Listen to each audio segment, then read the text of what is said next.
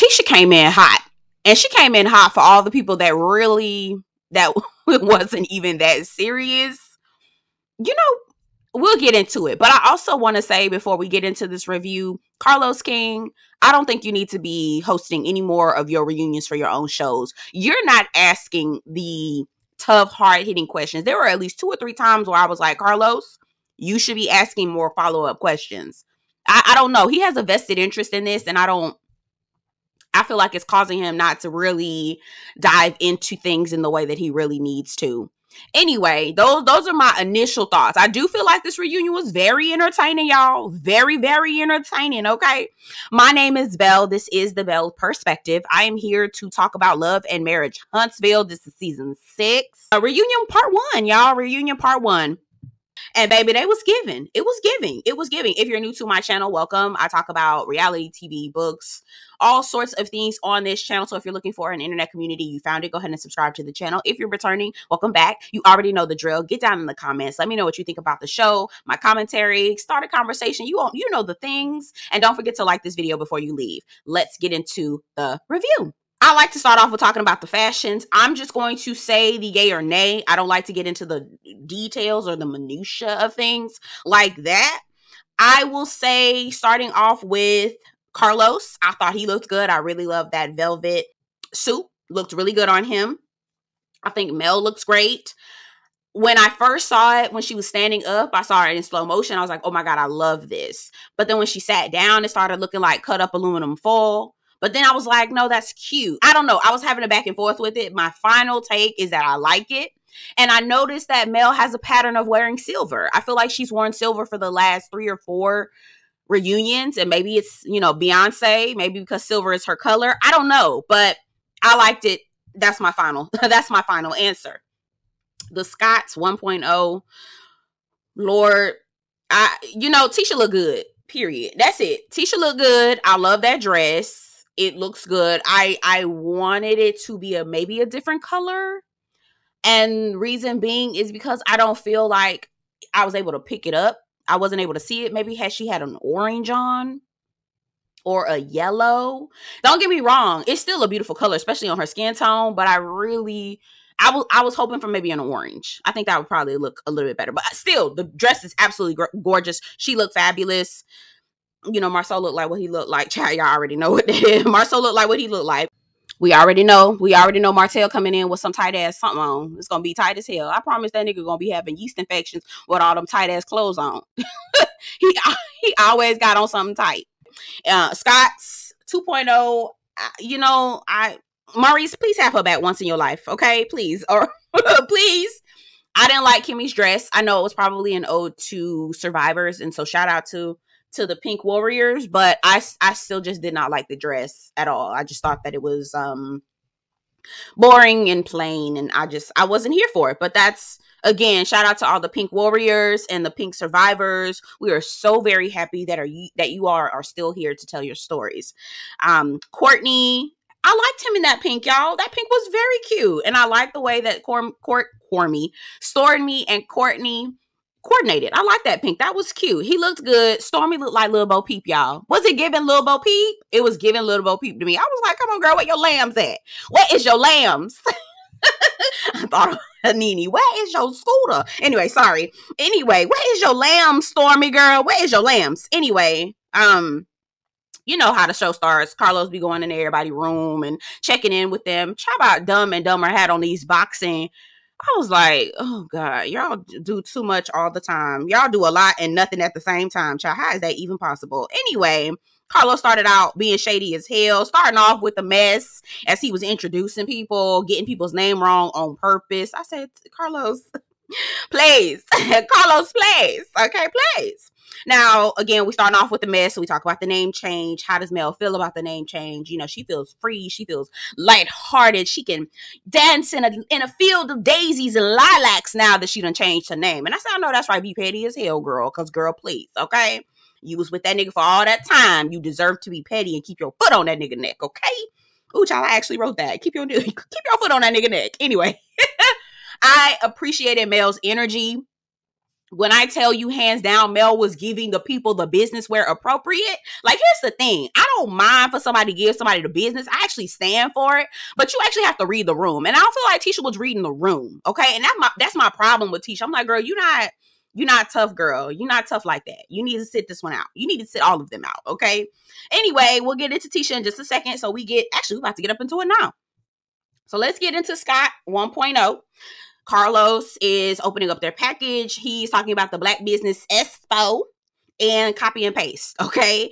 And they're trying to act oblivious like, oh, well, we were in a hot seat about business acumen. But yes, you were. You're in the hot seat. We still questioning your business acumen. Stop playing with us, okay?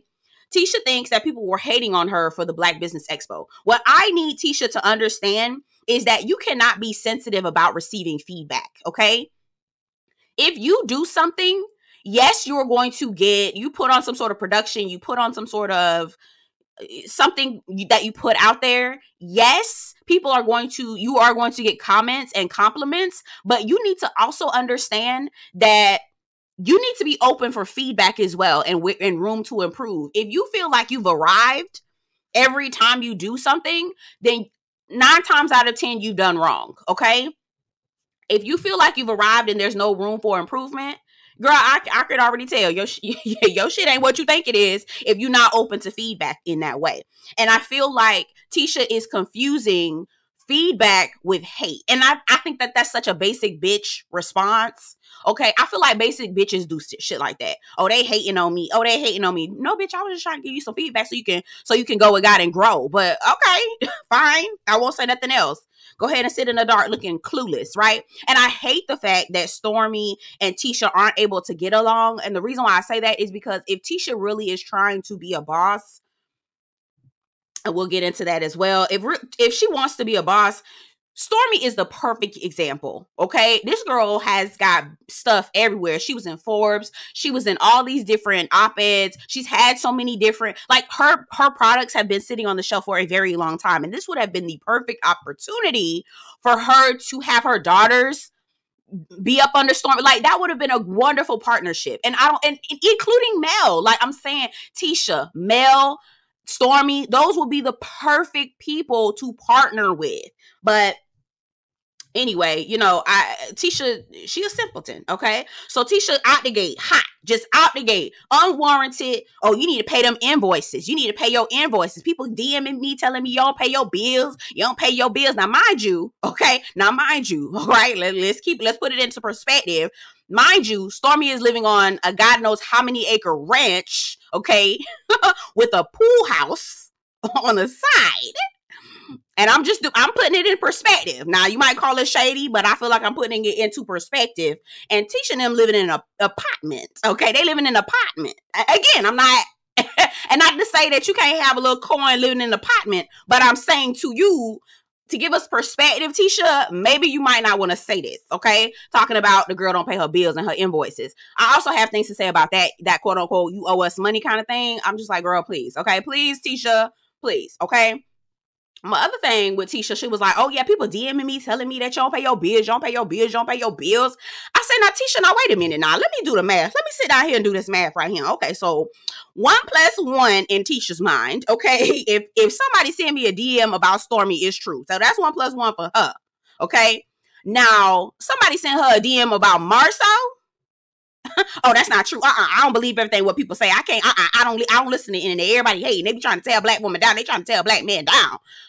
But girl, how is it not? How is we here? How is that mathing, love? Okay. Okay. We're gonna let you just sit right where you at, mama. Go ahead right there. Sit right there. So then Tisha brings up popping pills. I said, Tisha, girl, you turning around accusing everybody and their mama of substance abuse, girl? Oh, okay, girl. All right, now I'm starting to see why Kiki threw that drink at you. I'm starting to see. Again, not saying it's completely justified, but I'm also understanding, like, girl, you doing a lot with nothing. Okay, Tisha, you doing a lot with nothing. Doing a lot with nothing. All right. So Again, I just feel like Tisha was able to get people to try to dig up dirt on Stormi so she could throw it up in their face. And I'm with Stormi. Sweetheart, all the words that you saying, all these things that you say, all these comebacks, it sounds like you rehearsed them in the car. It really do. Like, it sounded like Tisha was practicing in the car. Yeah, I'm gonna get her with this. Like, girl. Like, it was very reminiscent of Sheree. Y'all know how Sheree like to read. Non-reading self. Like, just, girl, please. The punchlines weren't punching. Marsau, at first I always be like, Marsau, why don't you let your wife talk? Shut up. But now I realize Marsau be trying to tell her to be quiet because she be sounding dumb, and he trying to save her from looking and sounding dumb. Not because he trying to save her, but, you know, his brand and his image and whatnot. But I feel like that's, Marsau was like, you doing too much. Okay, now you need to calm down. Now chill. I feel like Marsau be trying to save her life because she be doing a lot. Like, for real. She don't know how to read the room. She don't know how to read the room, y'all. She don't know how to read the room. It's a mess. It's a mess. Okay, so now let's get into the copy paste situation, the copy and paste of it all. So this is the first part. This is one part where I feel like Carlos did not ask all the questions that needed to be asked. And I don't know if he's protecting Tisha. Let me not say he protecting Tisha, but I just don't feel like they going in like they need to go in. Or I feel like Carlos wasn't going in like he need to go in. So the copy and paste of it all. Tisha says that the web designer is the one that got the content, put it up, and it's above her now, okay? Carlos, why did you not ask her how did the web designer get Canvas Beauty specific information? Marsau says it was boilerplate template. No, it's not. A boilerplate template has generic information. It'll say business contact, support such and such. Like, boilerplate has nothing specific in it. How do you get specific information for Canvas Beauty out of all of the thousands, millions of beauty products that come out on the market every single day in the US? Out of all of them, you get Canvas Beauty? And Carlos didn't ask that? I said, yeah, okay. Again, how can you blame the web designer and not take the heat for it? And that's exactly what Stormi said. She was like, first of all, you're responsible, period, point blank. And then Stormi says, girl, I gave you grace. And y'all two playing with me. Y'all trying to act like y'all trying to diminish my record, trying to diminish the things that I've done. And they really, truly are. And again, I'm with Stormi. Nobody know y'all asses until y'all got on Love and Marriage Huntsville, right? Read the receipts, boo. Read the room, mama. I've been here. Y'all just got here and barely getting there because, again, y'all in that apartment, okay? And she is in a ranch with horses and cows and shit. Where is y'all at? And again, I'm not saying that I'm not trying to come for them from an income perspective, but if Tisha bringing it up, opening the door, girl, let's go there. Let's sit down. Let's have some tea here, girl, because, baby, you don't compete. You cannot compete, okay? You cannot compete where you don't compare. Like, stop. Like, I really need... Tisha, this was a perfect opportunity for Tisha to build a bridge, a partnership. And this is what she did. This is what she decided to do. I said, girl. Now, I ain't gonna say Stormi clean. Stormi hands ain't clean. They not clean, but we'll get to it. We will get to it. I felt like Stormi, to me, in the situation with the whole calling Marsau a bit, like, that was, girl, why is you running this in the ground? It's not even as serious. But anyway, we'll get into that in just a second. All right, so we open up, we pivot to Maurice and Kimmy. And they show a flashback of a lot of the senseless, insensitive, abrasive, just repugnant, just disgusting comments that Maurice made in regard to Kimmy being available sexually for him, and, you know, even comments about her hair. And when I tell you I was disgusted, I threw my notebook down and I had to sit for a minute because I was so pissed off. And then I had to realize I cannot get more mad at Maurice than Kimmy is mad at Maurice. Like, if Kimmy is okay with it, then I just need to relax, release, relate, relax, release, relate, and sit down. That's really what I need to do, because if Kimmy ain't mad, then ain't nothing else I could say. Nothing else I could do. Maurice says that, you know, he was ignorant to the situation and he had to go through it and apologize. I said, Maurice, it don't take a rocket scientist to understand that your wife needed you more than ever in the situation, the terrifying horror that she was experiencing. And so you were ignorant to the situation. Maurice, I've had dogs be more compassionate to me on days where I was sad. I had a good girlfriend back when I was in Florida. Her dog, I came over to my good girlfriend's house. Real quick story, and we gonna get moving. Real quick story, something real sad happened, and I was talking to my good girlfriend, baby. I was crying like I don't know what. Her dog came from out the bedroom. Her dog came from out of her bedroom, came and rested her head on my lap, and literally was trying to comfort me while I was crying. Like, and I wasn't even loud. I wasn't even loud crying. Her dog came out of her bedroom and rested her head on me. I said, oh my God, your dog is literally trying to comfort me. How in the... I'm bringing this back full circle. Maurice, how in the hell can a dog provide more comfort and support? Girl, I don't like you. I don't like this nigga. I don't like him. I'm sick of him. And I'm let me calm down. Okay, so Kimmy again go put her cape on and says, it's not just about him, it's about me as well. I want to have a fruitful sex life as well. I'm concerned. I said, Kimmy, I hear you. I hear what you're saying, but also no. Okay. And the reason why is because had this been a regular, typical circumstance, like you just weren't, libido was just down and you just didn't know exactly why, then I could understand your quest to try to figure out what the problem is.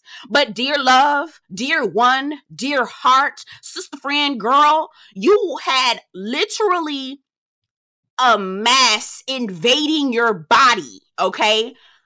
Threatening your life, okay? And not only did you have that mass invading your body, you also, the instruments and the technique that was used to try to combat that mass was also attacking your body as well. So you had a sickness that was literally putting your life on the line. So you knew exactly the reason why your libido was down, right?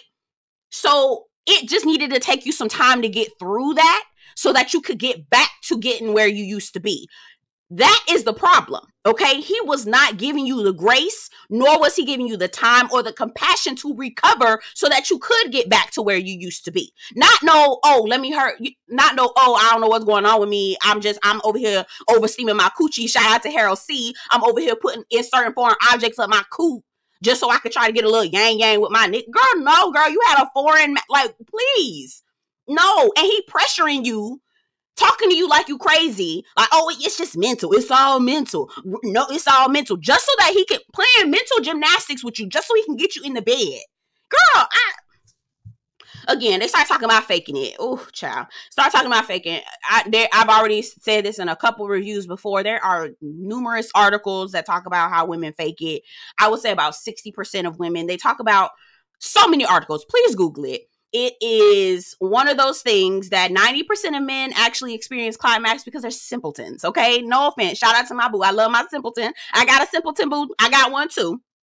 Okay, and I love them dearly, but let's be real, okay? They real simple, child. It don't take much for them. They ready to go. Girl, you kiss him and he ready to go, okay? All right, you look at him sideways and he ready to go. Like, it don't take much for them. But women are hardwired differently, and men don't be taking the time to try to figure out how we're hardwired, okay? And that's a whole nother topic for a whole nother conversation. And so, every woman on that stage, including Stormy, who sat up there and boldly lied to us, because I do not believe Stormy talking about some Courtney pleases her every time. I say, girl, please. Girl, stop.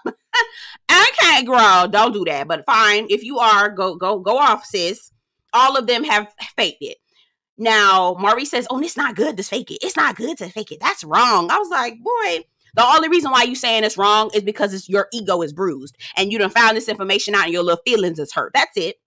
You heard Marsau in the background talking about something. Don't tell me if I'm faking it. Nigga, you don't even want to know. Because you don't care. It's not about anybody else but you. You just trying to get off and roll over, climb on top of her, and go on. That's literally what he trying to do, girl. Y'all is some lazy, sorry, tired asses excuses for men. Bottom of the barrel ass niggas. Y'all is some damn Ross dress for less ass niggas. Y'all, you know what? Let me not even get on Ross like that. Y'all niggas is some, what is they? Big Lots niggas. Y'all at the bottom of the barrel down at Big Lots niggas. That's what y'all asses are. And I'm sick and tired of y'all. For real. Okay. We get, again, in the same vein of faking it, Melody brings up, or Carlos directs the question to Melody. I felt like it was a little tacky. Why the hell are we talking about her ex relationship and sex life? But then I thought about it. You know what? She brought it up on the show, so it's fair game. Fine. Okay. Here go Martell. That's cap. This grown ass man talking about this cap. Nigga, no, you can't. What the hell? Your grown ass, old ass self. Go sit down. Anyway, so fucking immature. That's cap. The bed always was wet. They said, nigga, did you wet it? I said, oh, God. Y'all funny as hell. That's funny as fuck. But anyway. And Melody was like, yes, I faked it the whole time. And I believe Melody. I believe that Melody is telling the truth. Martell, lies. My dick got a hook and a curve. Nigga, so what the fuck that got to do with anything? Just because you got a 747 don't mean you know how to land it. Shout out to Land from Girlfriends, okay? Just because, and even if you do, I doubt. Martell give me quick pumper, okay? Shout out to Nunu, all right? With that new shit. You give me quick pumper, for real. All right. He said, oh, she's lying.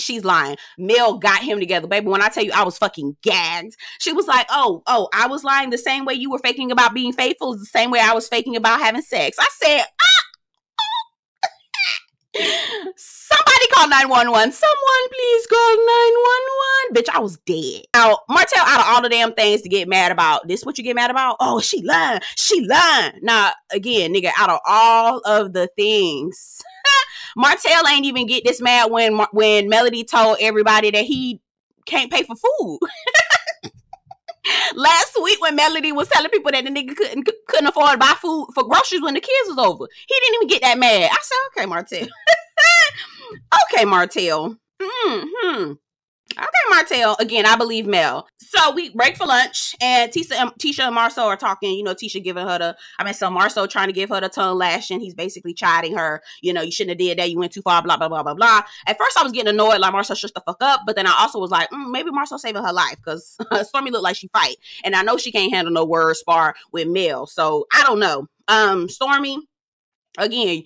Two things. Stormy is for real about this. It sounded like they was rehearsing in the car. Tisha was rehearsing in the car and forgetting her fucking lines. Okay, 1. 2, didn't nobody know these motherfuckers until Love and Marriage Huntsville. And that's the truth. Okay, and that's the truth on P. I'm about to get on Stormy though, because she wrong. She wrong for that. I'm gonna get into it. We about to get into it right now. Okay, so we come back from lunch and they resume again about it's Stormy, it's Kim, it's all the women. And Marsau. Now, I'm going to tell you, I've said it in previous reviews that, you know, he need to stay out of women's business. But I've actually, after further examination, I don't feel like there should be a whole thing about women's business and men's business. I don't think that if we're all adults, consenting adults that, you know, have full capability, mind, body, spirit, etc., we can talk about whatever we want. So that's fine. Marsau can chime in on whatever he wants, and women can do the same, okay? Carlos asked Marsau if Stormy was warranted for calling him a bitch, okay? Personally, there is nothing anyone can do that would make me be okay with someone calling my husband, my boyfriend, a bitch. But I personally feel like Stormy took that offense and literally ran with it. She ran it into the ground. Yes, he charged you out the blue $100, right? Didn't discuss it. Okay, but you could have handled that, had a good conversation with him one time, put him in his place, and let that be that. Going around calling him a B and all this other stuff. First of all, calling someone a B or calling a man a B and saying that, you know, you sassy and you got too much. That's what bitches do. You know, bitches be messy and they gossip and they be attention whores and all this other stuff. Men don't do that. Mama, that's not the insult that you think it is, because what you're doing is associating negative traits and negative tendencies to women, right? And then saying that men have integrity and men are above women. That's literally what you're saying. And it's not cute at all. I wish you would dead this. I don't know why you keep... I honestly think that you know that Tisha and Marsau are on the block and or on the chopping block and don't nobody... Well, not chopping block, but don't nobody really like them like that. And so I feel like you see them as easy targets. And so you just been wallowing in this for the longest time. Because, girl, $100 is $100. You can move the fuck on, girl. It's not that serious. You looking crazy right now. I noticed that Tisha got more crunk over the copy and paste and all this other stuff. But when Stormy called Marsau a bitch or having bitch tendencies, Tisha don't say nothing. I said, girl, where was all that moxie from earlier in the episode? Girl, okay. Again, Carlos asked Tisha, how could you allow Stormy to call Marsau a bitch? And Tisha says, I can't, tell her what to do. I don't have control over her, and I can't allow her to do anything. But I'm just concerned for her household, because if she talks to Marsau like that, I can only imagine how she's talking to Courtney. Courtney, blink twice if you need help. I said, Tisha, girl. No, girl. No. I'm going to ask you to blink twice, because your man later on in the episode literally says that your only purpose in life is to contribute to his goals. Period. Girl, okay. All right. We're going to get to it. So then Carlos brings up diminishing businesses, because we already know that, Marsau likes to try to jab people and diminish people's accomplishments. And he played a major part in intentionally trying to diminish Mel's business by saying that she only sells t-shirts. Now, they're bringing up the conversation. It was funny. In jest, Mel throws over a t-shirt that says, I only sells t-shirts on a t-shirt. It was 2X, by the way. He told me, so I know her raggedy behind ain't give me no 2X. This too big. One nigga wear it as a nightgown, but I don't think it's too big, but whatever. Anyway, Mel says, I just took it as comical, because that's not even the beginning. Like, that's not even all of the things that I do. So please, good night, boy. Nobody have time for that. Okay. So Carlos then asked Tisha, do you think that Marsau doesn't want you to be a more successful business person than he does?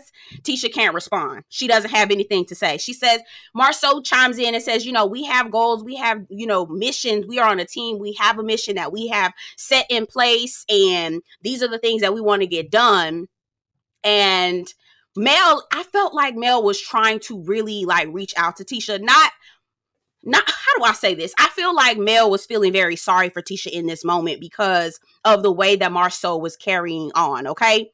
So Mel was like, yeah, Tisha told me she has dreams and goals and things like that. And Marsau, you said that you don't want her to do nothing outside the household, okay? Mel looks over to Kimmy and says, Kimmy, isn't that true?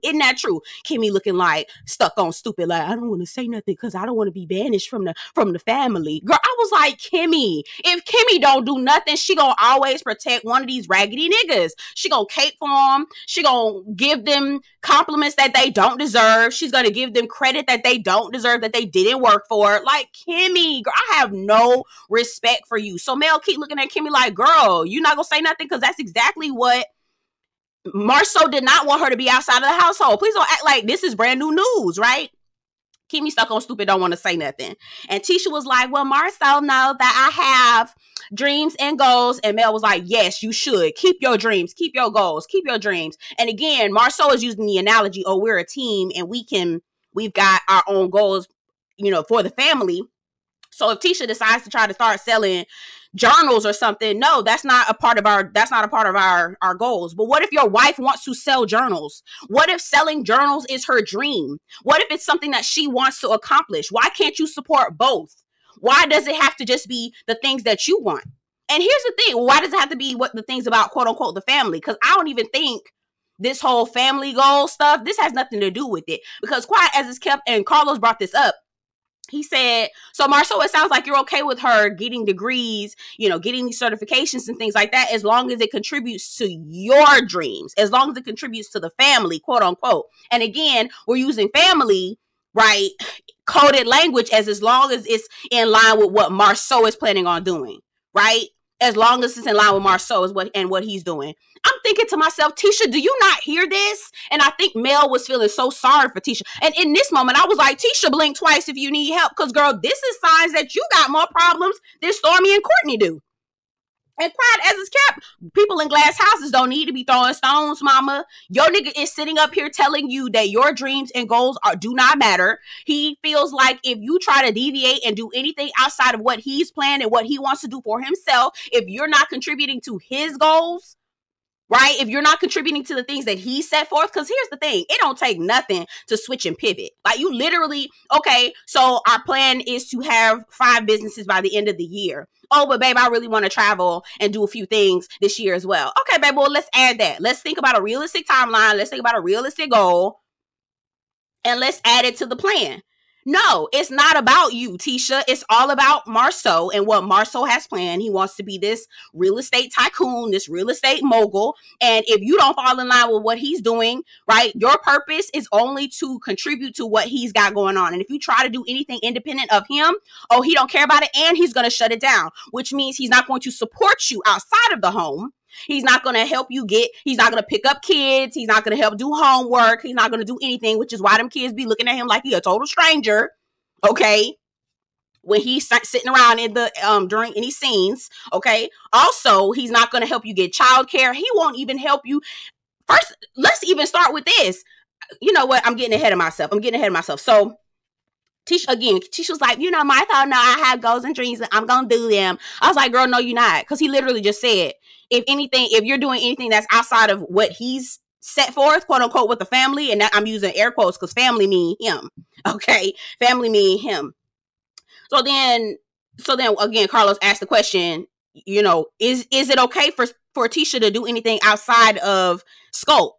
And he was like, we have a business and we have a goal and these are the things that we need to do. And, I think if I'm looking at her as my teammate, if she tries to do journaling, then I'm like, what's going on? Because that's not our team. That's not what, girl, it's not that serious.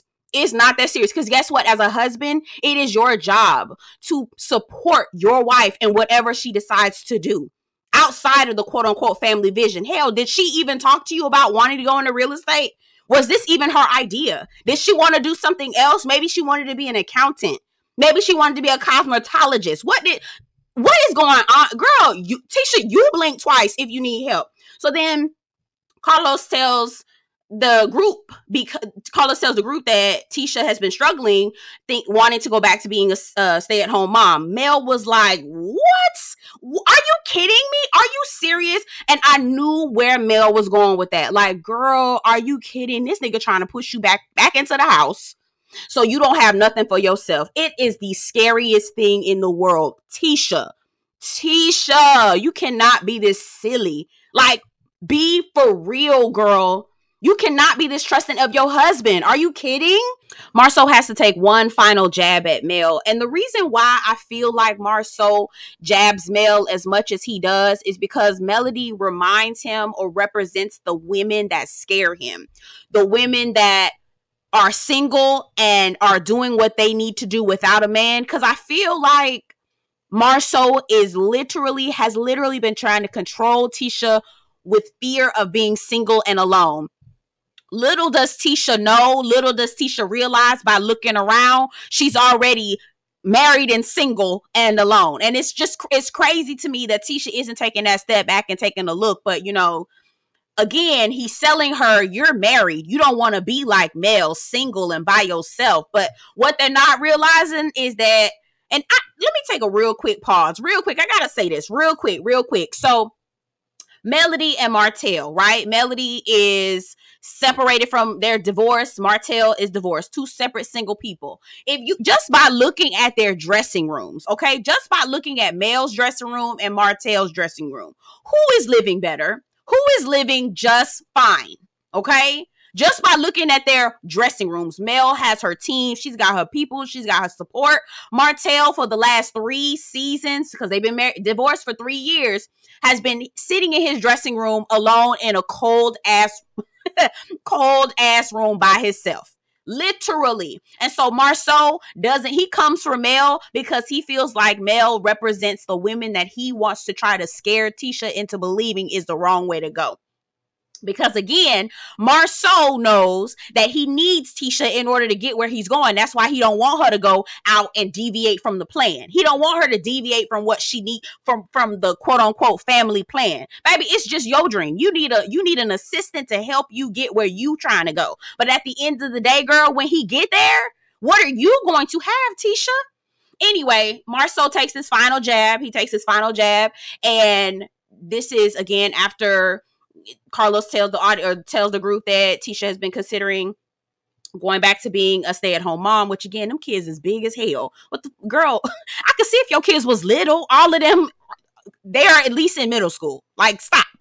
Anyway, I won't go there. So this is after Carlos tells them that Tisha's considering going back to being a stay-at-home mom. And Tisha was just saying, like, listen, I've had so much pressure trying to be, out, trying to be the boss and trying to do all these different things. And it's very hard. And, I'm getting advice from my family and they're telling me, girl, you need to make your own money. You need to have your own thing. And he said, those are a bunch of a pack of single women. I call them the Rogers. Melody was like, nigga, I'll cross your legs.